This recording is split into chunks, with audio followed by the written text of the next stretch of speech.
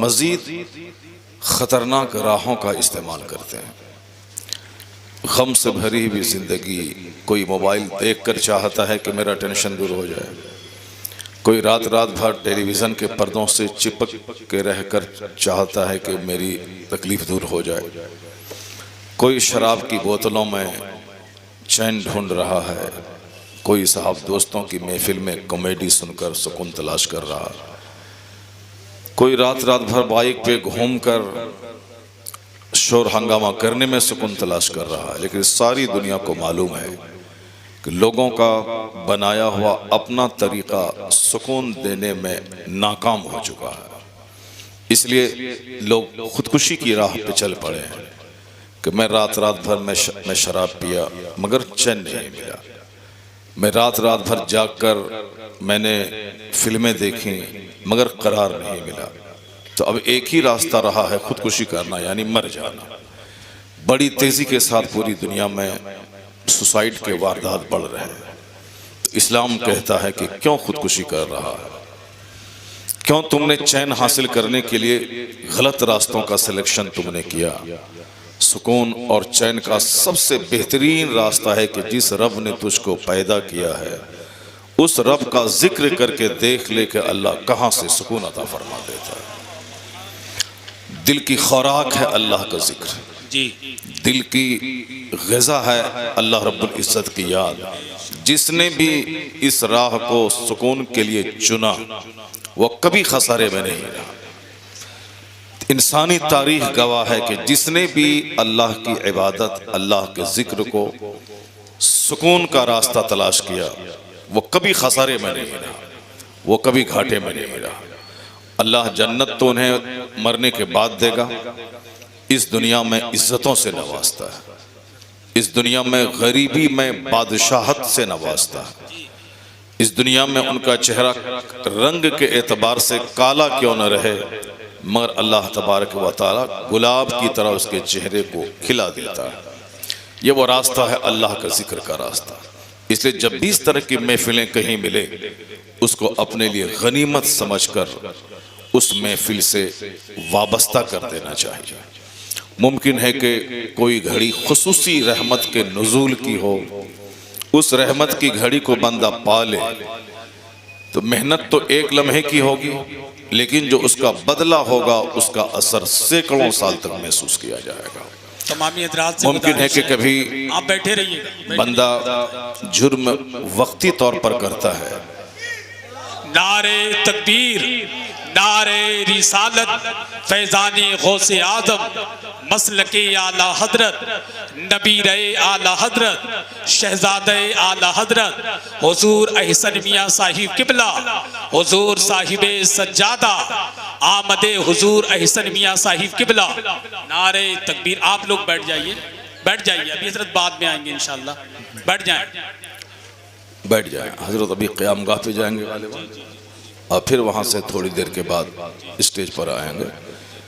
भरपूर दिल खोल कर आप हजरत का दीदार करेंगे, हजरत की दुआओं से आप माला माल होंगे। पहले इस फ़कीर की गुफ्तगू आप समाअत कर लें। सारे लोग खामोशी इख्तियार करके रखें और गौर से सुने। एक बार ज़ोर से बोलें सुभान अल्लाह, सुभान अल्लाह। दरूशी पढ़ें अल्लाहुम्मा सल्लि अला सय्यिदना व मौलाना मुहम्मदिन मअदनिल जूद वल करम वालही वबारिक वसल्लम सलातों व सलामन अलैका या रसूल। मैं अर्ज़ कर रहा था कि दिल को सुकून मिलता है अल्लाह के जिक्र से और इस तरह की महफिलें बहुत कम दुनिया में मुनक़िद होती हैं। खेल तमाशे की महफिलें हमेशा होती हैं। आज भी लोगों ने तमाशा देखा, चाहे खेल हिंदुस्तान पाकिस्तान के दरमियान हो या अमेरिका और साहब मलेशिया के दरमियान हो, खेल खेल है, वो एक तमाशा है। ऐसा नहीं कि मेरा भारत हार जाए तो मैं गमगीन हो जाऊं, पाकिस्तान जीत जाए तो मैं खुश हो जाऊं, अमेरिका हार जाए तो मैं नाराज़ हो जाऊं, ब्रिटेन जीत जाए तो मैं खुश हो जाऊं। खेल है, तमाशा है। वो तमाशा चाहे मेरा भाई जीते वो तमाशा तमाशा है, चाहे कोई दूसरा जीते तमाशा तमाशा है। उस तमाशे से हमको कोई लेना देना नहीं। हमारा सबसे बड़ा मिशन है कि अच्छा काम अगर मेरा भाई कोई करता है तो दिल को खुशी हासिल होती है। जी जी बेशक। और नाचने गाने वाला काम मेरा कोई भारी करे तो एक मुसलमान का दिल उससे खुश नहीं होता। पूरी दुनिया में जहाँ भी मुसलमान मस्जिदों को आबाद करे, जहाँ भी तिलावत करे, जहाँ भी इस्लाम का कुछ काम करे तो हमारे दिलों को ठंडक पहुँचती है। लेकिन कोई तमाशे में नाम ऊंचा कर ले, कोई खेल में नाम ऊंचा कर ले, उससे हमारा कोई लेना देना नहीं होता है। बाकी रही बात कि हमारे अपने वतन, अपने दयार, अपने मुल्क से मोहब्बत की बात रही, तो ऐसा नहीं कि साहब हमारा मुल्क अगर शराब में नाम ऊंचा कर ले तो मैं खुश हो जाऊं, हमारा मुल्क अगर ड्रामे में नाम ऊंचा कर ले मैं खुश हो जाऊं। मेरा मुल्क है। जब भी कोई अच्छा काम करे तो उस काम में सबके जज्बात शरीक होते हैं, सबों को दिली खुशी हासिल होती है। खेल तमाशे से, पाप के कामों से हमारा कोई लेना देना नहीं है।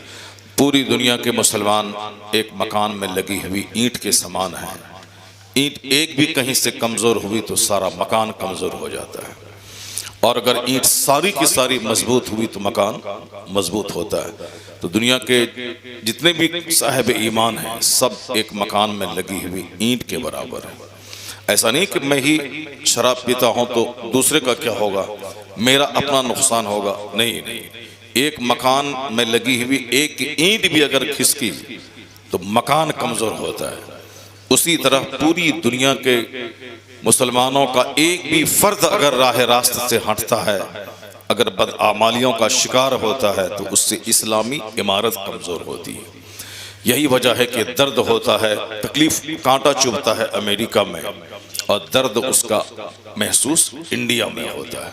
चूँकि पूरी दुनिया के मुसलमान एक जिस्म की तरह है, आज़ा सारे जिस्म के एक दूसरे से मरबूत हैं, और कहीं भी कांटा चुभे, बुखार हो, दर्द हो तो सारा जिस्म उससे बेचैनी का मुजाहरा करता है। अल्लाह तबारक व तआला हम सबों को खेल तमाशों से बचाए और अपने मकसद हयात पर नज़र रखने की तौफीक अता फरमाए। तकरीर सुने आप, हम इस तरह की महफिलों की कदर करते हैं। कहीं शादी की महफिल होती है, निकाह की अजमत पे खिताब होता है, कहीं दस्तारबंदी के जलसे होते हैं, वहाँ इल्म दीन और इल्म की अहमियत पे खिताब होता है।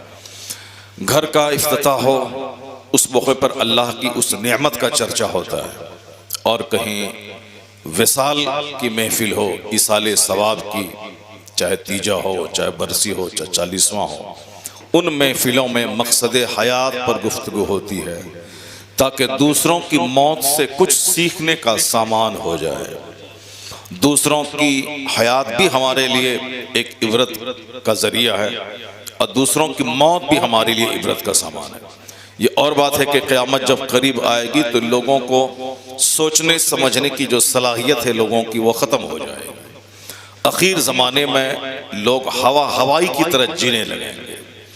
लोग सिर्फ देखने से ताल्लुक़ रखेंगे, फ़िक्री तौर पर कमज़ोर हो जाएंगे। हुजूर ने फरमाया था कि तुनज़अ उक़ूलो अक्सर ज़ालिका ज़मान सयाती अलन्ना से ज़मान, एक वक्त ऐसा आएगा कि लोगों की अक्लें छीन ली जाएंगी। अक्ल रहती है तब लोग गौर व फिक्र करते हैं, अक्ल रहती है तब लोग दूसरों की ज़िंदगी से सबक हासिल करते हैं, अक्ल रहती है तब दूसरों को देखकर आदमी अपने लिए नूर और रोशनी हासिल करते हैं। और अक्ल ही जब ख़त्म हो जाए तो फिर आदमी वो सोचने की सलाहियत ख़त्म कर डालता है और सिर्फ और नकल करना चाहता है और देखना चाहता है। आखिर ज़माने में अक्लें छीन ली जाएंगी, लोग सिर्फ लिबास के ग़ुलाम बन जाएंगे, लोग सिर्फ मकान के ग़ुलाम बन जाएंगे, लोग सिर्फ गाड़ियों के ग़ुलाम बन जाएंगे, लोग सिर्फ पैसा कौड़ी के ग़ुलाम बन जाएंगे। वो नहीं समझेंगे कि इस पैसे से दूसरे को क्या मिला, उसको कुछ नहीं मतलब सिर्फ पैसा चाहिए। हमारे पास 1 करोड़ है, किसी के पास 1000 करोड़ रुपए। अक्ल का तकाजा है कि उस 1000 करोड़ वाले की जिंदगी को देखा जाए, जिन्होंने बेशुमार गलत तरीकों से पैसे जमा किया, उनको आखिर मिला क्या? क्या इस पैसों से उनको सुकून मिला, करार मिला, एक कामयाब जिंदगी मिली? सोचने की बात यह है करोड़ों रुपए कमाने के बाद भी एक मायूस कुन जिंदगी, एक ऐसी जिंदगी जिसमें खुशी का नाम नहीं, एक ऐसी जिंदगी जो सरासर हसरत और मायूसी और नदामत से भरी हुई जिंदगी, यानी कामयाब जिंदगी और नाकाम अंजाम। जिंदगी में तो अच्छा खाया पिया, गाड़ी से चला, ऑफिस में बैठा, लेकिन एक अफसोसनाक मौत, सडन डेथ, अचानक मौत, सारी चीजें छोड़कर खाली हाथ जाने वाली मौत, यानी उसकी मौत से मुझे एक पैगाम मिलता है। जो 10,000 करोड़ रुपए की प्रॉपर्टी रखता था, उनका अंजाम ये हुआ, तो 10 करोड़ रखने वाला इसकी क्या औकात है उसके सामने? ये क्यों सोचता है कि मैं एक बहुत बड़ी कामयाब जिंदगी में बसर करूंगा? जब दुनिया में अक्ल घटती है तो दौलत की चाहत बढ़ती है, जब अक्ल बढ़ती है तो शहवत, अक्ल घटती है तो शहवत बढ़ती है। यानी आखिर जमाने में जब अक्ल घटेगी तो सिर्फ शहवत की बात है, ख्वाहिशात की तकमील की बात है, सिर्फ लग्जरियस लाइफ की बात है, सिर्फ गुड्स की बात है, सिर्फ अपनी रिक्वायरमेंट्स की बातें होंगी, और फिर सेक्स की फुलफिलमेंट की बातें होंगी। आज की तारीख में देख लें, जहां भी जाएं, अक्सर लोगों के सामने सिर्फ ख्वाहिशात की बातें, तबई मैलानात की बातें और जिनसी ख्वाहिश की बातें, सेक्सुअल बातें, लव अफेयर्स, ताल्लुकात, नाजायज ताल्लुकात, इस्मत रेजी की बातें, चाहे मीडिया में हो, चाहे 10 लोग आपस में बैठे, चाहे हंसी मजाक में हो, हर जगहों पे बड़ी बातें छोड़कर सिर्फ वो हैवानी ख्वाहिशात की बातें होती हैं।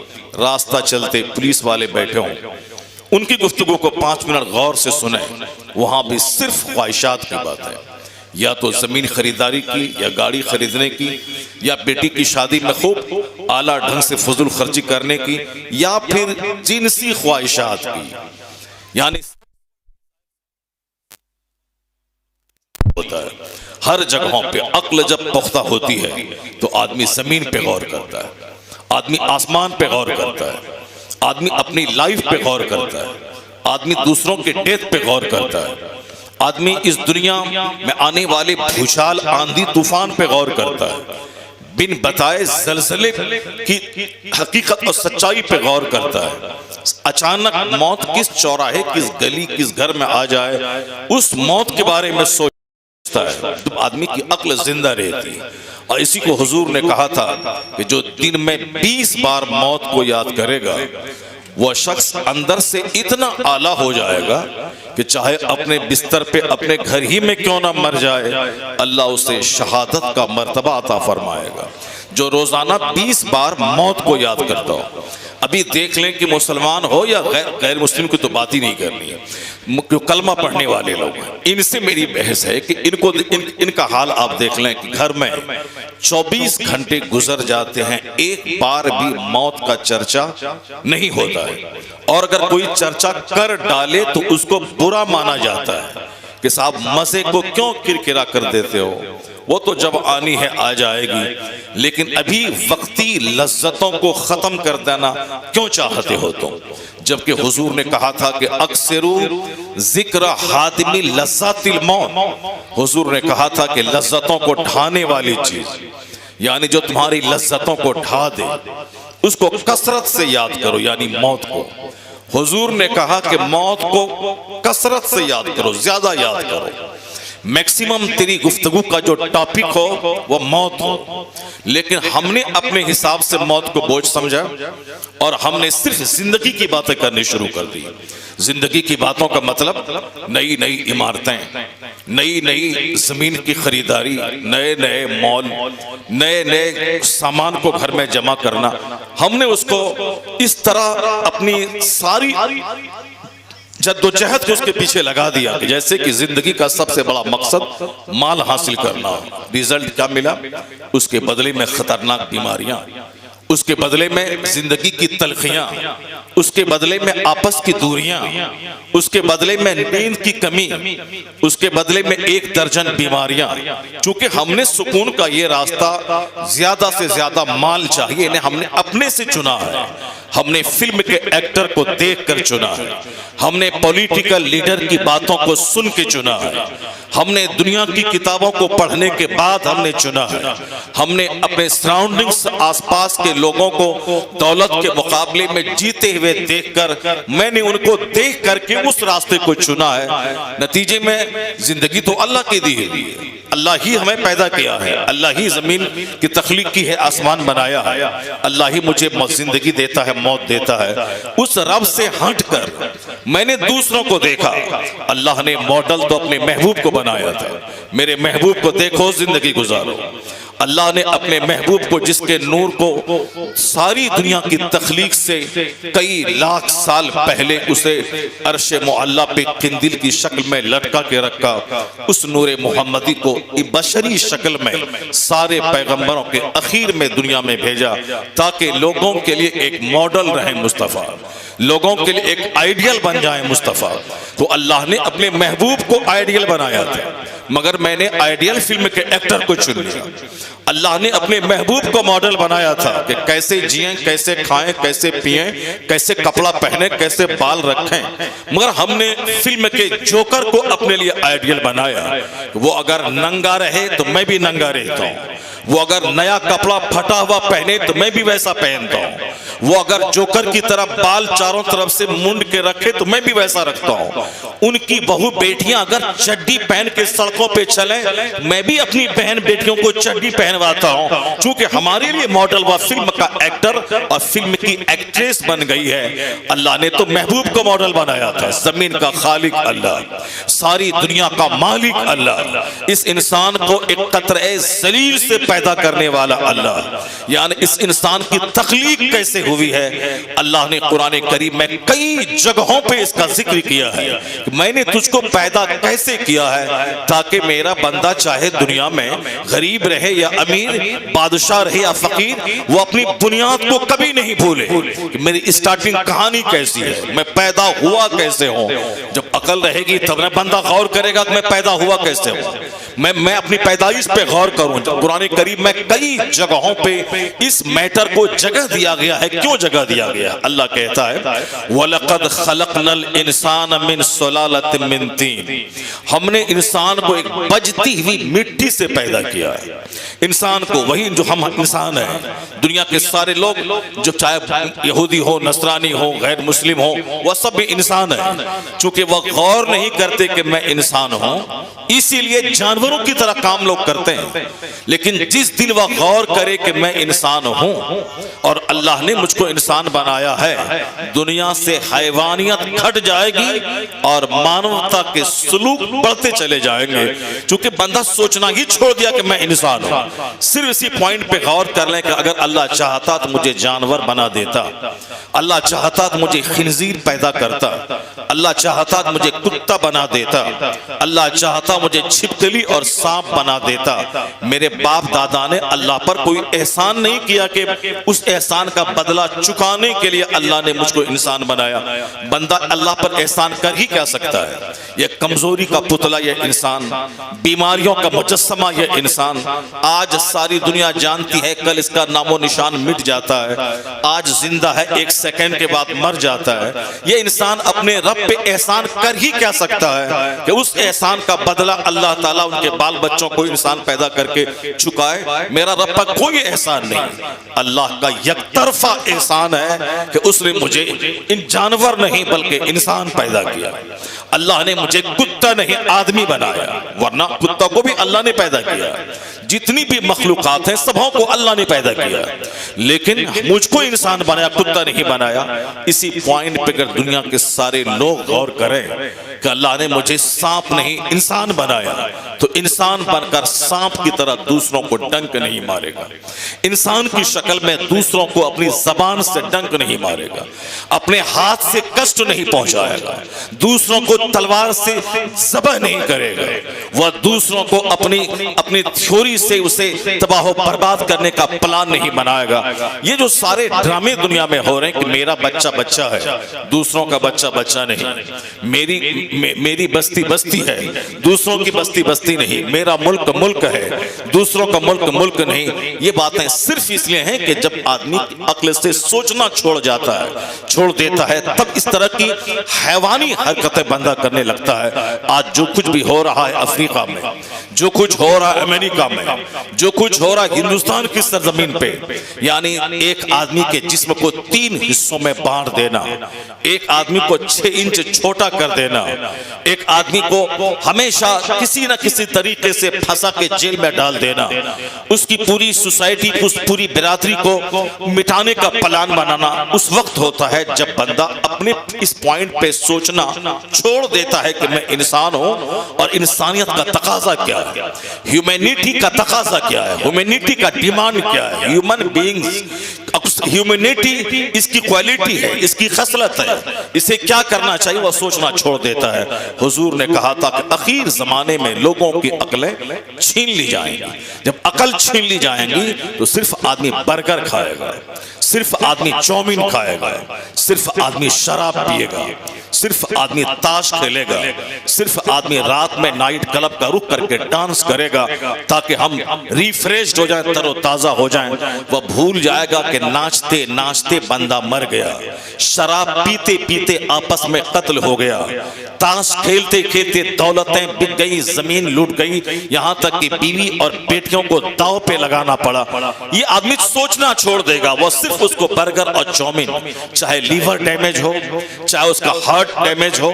आज सारे डॉक्टरों के पास जाने के बाद अक्सर डॉक्टर यही कहते हैं कि अगर हार्ट की बीमारी से बचना है, जो जंक फूड है इसको खाना छोड़ दें, जो भी अननेसेसरी गैर जरूरी चीजें हैं उसको इस्तेमाल करना छोड़ दें। यानी डॉक्टर कहते हैं सिगरेट पीना छोड़ दें, डॉक्टर कहते हैं बीड़ी पीना छोड़ दें, डॉक्टर कहते हैं कि गुटखा खाना छोड़ दें। अगर लीवर की सेफ्टी चाहिए, अगर हार्ट की सेफ्टी चाहिए, अगर इंटेस्टाइन की सेफ्टी चाहिए, अगर बसारत की सेफ्टी चाहिए, अगर चाहते हैं कि समाज बरकरार रहे तो इन अननेसेसरी चीजों को छोड़ दें, गैर जरूरी चीजों को छोड़ दें।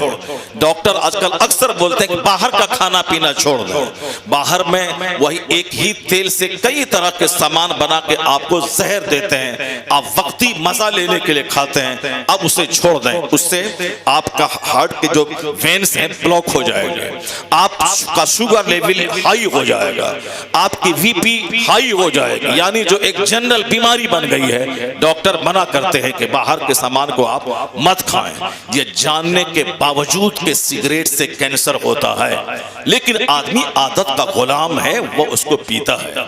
ये जानने के बावजूद कि पानी पूरी खाने से बहुत सारे नुकसानात होते हैं, लेकिन आदमी आदत का गुलाम है, उसको खाना पड़ता है। ये जानने के बावजूद कि खैनी और गुटखा से कैंसर होता है, लंग्स डैमेज होता है, और उसके बावजूद बंदा दिन में 100 पुड़िया खाता है।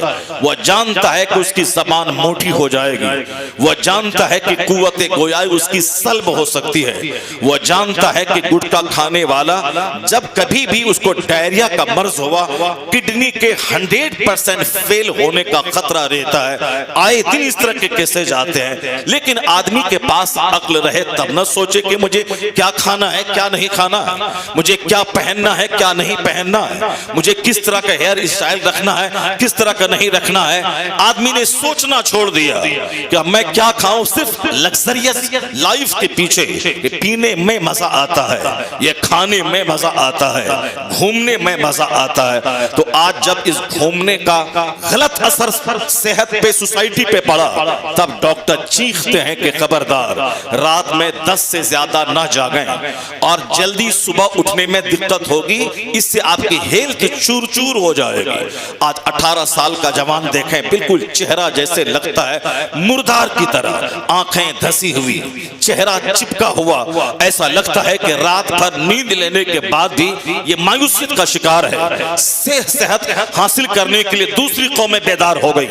अब साहब वो रामदेव जी के पास उत्तराखंड जा रहे हैं। रामदेव जी कहते हैं कि नेचुरल रिसोर्सेज की तरफ आओ, यानी कुदरती चीजों की तरफ आओ। जो चीजें नेचुरल हैं, जो चीजें आर्टिफिशियल हैं, उसको छोड़ दिया जाए, बनावटी चीजों को छोड़ दिया जाए और नेचुरल चीजों के पास आए और आप नेचुरल एनवायरनमेंट में आप घूमें, यानी आप सुबह सवेरे जन्नती हवाओं में रहें। एसी की हवा ये आर्टिफिशियल हवा है, फैन की हवा ये आर्टिफिशियल हवा है। रात में 8 घंटे फैन के नीचे हैं, बदन सुबह सवेरे ऐंठने लगता है, इसी में आप रहें, अंदर से 8 घंटे सोने के बाद एक उलझन सी महसूस होती है, लेकिन सुबह की ठंडी हवाओं में आप घूमें, ऐसा लगता है जैसे जन्नत से सीधी हवा उसकी सेहत को दुरुस्त कर रही होती है।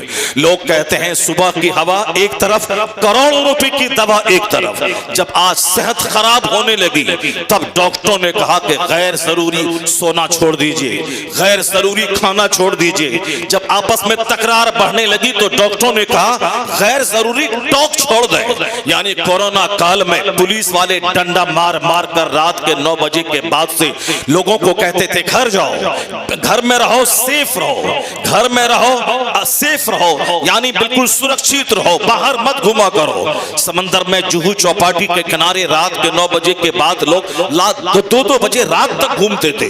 पुलिस वाले डंडा मार मार के कहते थे घर में रहो, सेफ रहो, अपने घर में आइसोलेट रहो, सेफ रहो, यानी बाहर की हवाओं से बचते रहो।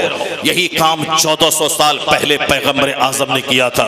हुजूर ने कहा था, आज की तारीख में कहते हैं गैर जरूरी खाना, गैर जरूरी बोलना, गैर जरूरी पहनना, गैर जरूरी घूमना, ये तबाही का जरिया है। सेहत जाएगी, सुकून जाएगा, समाज में जीने की लज्जतें जाएंगी, जिंदगी की रंगीनियां खत्म हो जाएंगी। गैर जरूरी चीजों को छोड़ दो। जरूरी है रोटी चावल, जरूरी है चाउमीन नहीं, बर्गर नहीं, और गैर शराब नहीं, गैर गुटखा नहीं, गैर जरूरी चीजों को छोड़ दे अगर जिंदा रहना है।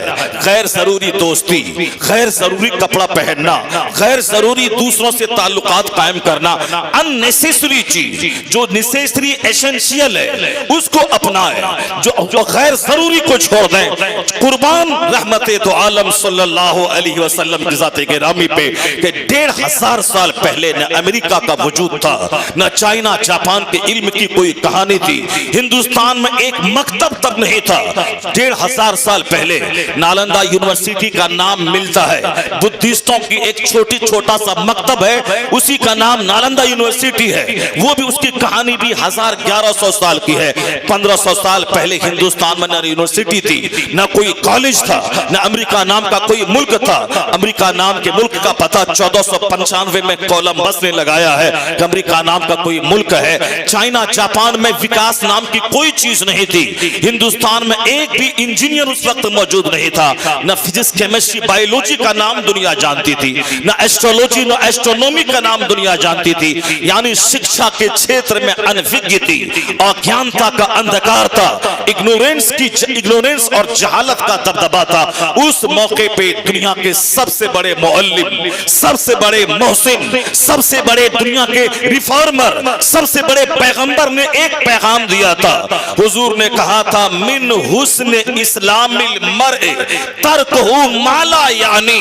मुस्तफा ने कहा था एक आदमी के इस्लाम का हुस्न ये है कि गैर जरूरी चीजों को छोड़ दे। यानी एक मोमिन के इस्लाम का हुस्न है गैर जरूरी चीजों को छोड़ दे। तो जहां आज के लाखों दानिश्वर जिस पॉइंट पर आज मुत्तफिक हुए हैं, यही पैगाम तनहा मुस्तफा ने 1500 साल पहले कहा था। यह इस बात की दलील है कि जहां दुनिया तबाही का तमाशा देखने के बाद उसी प्लेटफॉर्म पे लौट के आना चाहती है जो प्लेटफॉर्म मुस्तफा ने 1500 साल पहले अता किया था। सरकारे दो जहां दुनिया के सबसे बड़े मुस्लिम, आकाए दो जहां दुनिया का सबसे बड़ा रिफॉर्मर। इसलिए हमारे लिए मॉडल कभी कोई फिल्म का एक्टर नहीं हो सकता, हमारे लिए मॉडल कभी कोई एक्ट्रेस नहीं हो सकती, हमारे लिए नमूना कभी कोई पॉलिटिकल लीडर नहीं हो सकता है, कभी कोई इब्राहिम लिंकन मेरे लिए कोई लीडर नहीं हो सकता है, हमारा आइडियल नहीं हो सकता। लीडर हो सकता है वो समाज का, मगर हमारे लिए आइडियल नहीं हो सकता मैं जिंदगी में कैसे गुजारूं। चूंकि उन्हें सिर्फ पॉलिटिक्स से बहस करते हैं, वो सिर्फ राजनीति से बहस करते हैं, सिर्फ कुर्सी हासिल करना उनका मकसद है।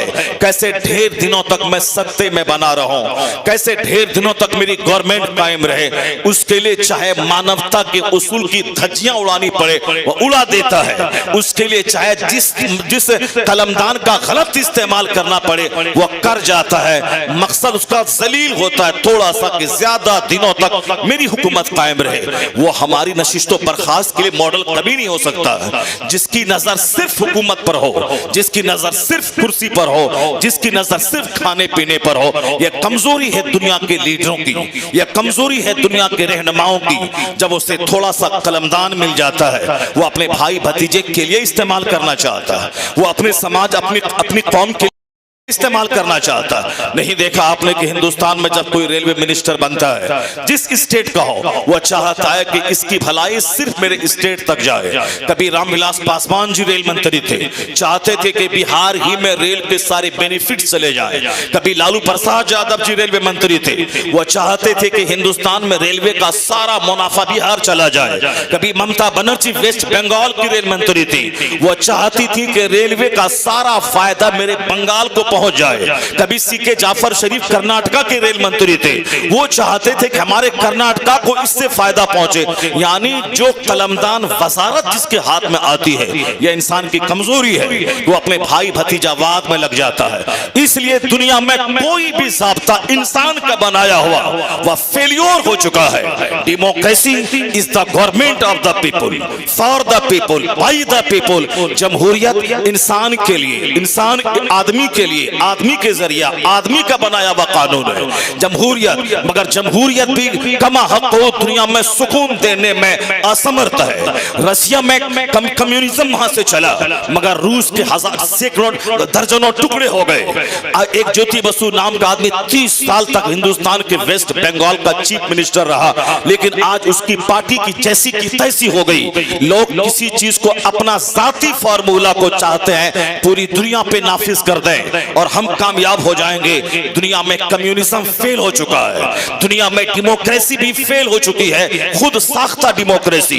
दुनिया में इश्तराकियत, दुनिया में कैपिटलिज्म यानी कि मालदारों पूंजीपतियों को फायदा पहुंचाना, ये फार्मूला भी फेल हो चुका है। जबकि धीरे धीरे हिंदुस्तान में वही पूंजीवाद का दौर आता जा रहा है। मुट्ठी भर लोगों के पास दौलतें जा रही हैं। हिंदुस्तान का आदमी देखते ही देखते दुनिया के दौलतमंदों की सूची में वह शामिल हो रहा है और 1 नंबर 2 नंबर 3 नंबर पर आने के लिए हाथ पांव मार रहा है। और हमारी हुकूमत भी उसी को और आगे बढ़ाने के पीछे लगी है। ये और बात है कि करोड़ों गरीब मजदूर महंगाई की तलवार से कट जाएं, पिस जाएं, मर जाएं, उसे इन करोड़ों गरीबों से मोहब्बत नहीं है, उसे चंद गिनती के उद्योगपति से मोहब्बत है, जिनके पैसे से वो इलेक्शन लड़ेगा, जिनके पैसे को पानी की तरह बहा करके वह कुर्सियां खरीदेगा।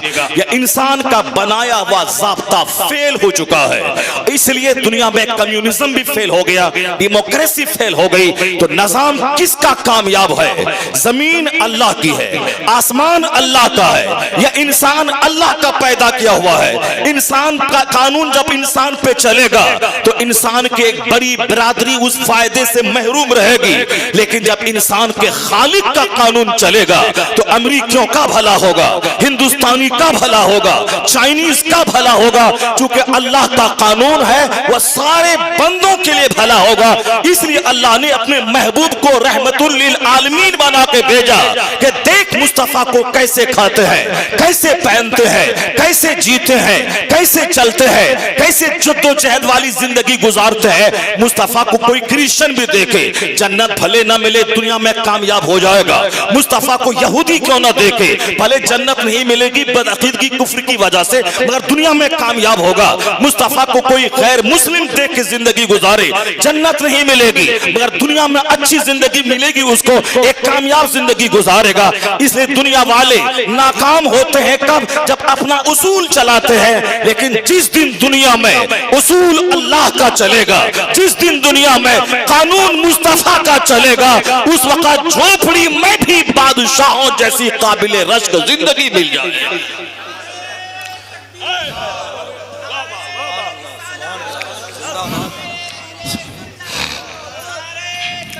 यही वजह है कि जो हक पसंद लोग हैं, जो अक्ले सलीम से काम लेते हैं, जिनके पास बसारत है, जो कंसिडरेशन से काम लेते हैं, जो रिफ्लेक्शन से काम लेते हैं, जो थिंकिंग से काम लेते हैं, यानी जो सोचते हैं, रिसर्च करते हैं, डिस्कवर करते हैं, गौर व फिक्र करते हैं, उन लोगों की बोली कुछ और होती है। और जिनकी अक्लें छीन ली जाती हैं उनकी बोली कुछ और होती है। जैसे हिंदुस्तान में चंद लखेरों की अक्लें छीन छीन ली गई। इन लुच्चों लफंगों ने उनकी जिंदगी के खिलाफ कीचड़ उछालना शुरू किया।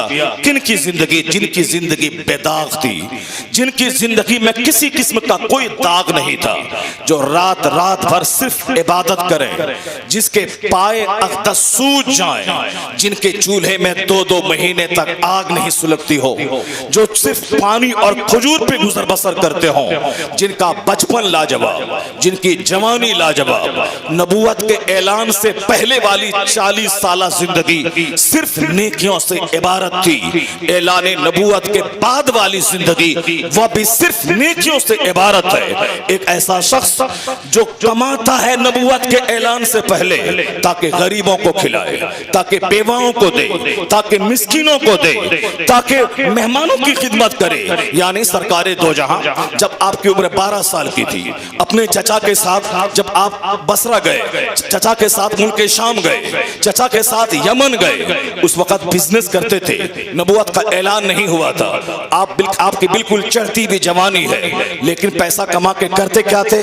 करते थे गरीबों की खिदमत, बेवाओं की खिदमत, यतीमों की खिदमत, यानी बेचारों की खिदमत। जो समाज का नाकाबिल आदमी होता उसे काबिले कार बनाते थे, जो समाज की बेवा होती थी उसके सामान का इंतजाम फरमाते थे, बाजार से सौदा सलफ ला के देते थे। वही अरब जहां के लोग ज़िनाकारी में इतने लथपथ थे, एक पड़ोसी की बीवी की इज्जत गैर महफूज थी, अनसेफ थी, यहां तक कि अपनी सौतेली माओ से ज़िना करते थे लोग, उसे बाप के छोड़े हुए तरके की तरह उसकी बीवियों को भी इस्तेमाल करते थे। यानी शराब और ज़िना यह दौरे जाहिलियत का सबसे बड़ा कारनामा है, और आखिर जमाने में वही दौर लौट के आएगा, शराब और ज़िना पूरी दुनिया में गालिब हो जाएगा, हो जाएगी ज़िनाकारी, और शराब पानी से ज्यादा सस्ती हो जाएगी, लोग इस्तेमाल करेंगे। जो 1000 साल पहले जो दौर था, आखिर जमाने में वही दौर लौट के आएगा जहां इस तरह समाज के सारे लोग जीते हों। एक नौजवान ऐसे जी रहा है, न जबान बहकी है, न निगाह बहकी है, न हाथ बहका है, न पांव फिसला है, उस बदचलन समाज का बच्चा बोलता है कि अगर कैरेक्टर का कोई मजबूत पहाड़ देखना हो तो मोहम्मद अरबी को देख लिया जाए।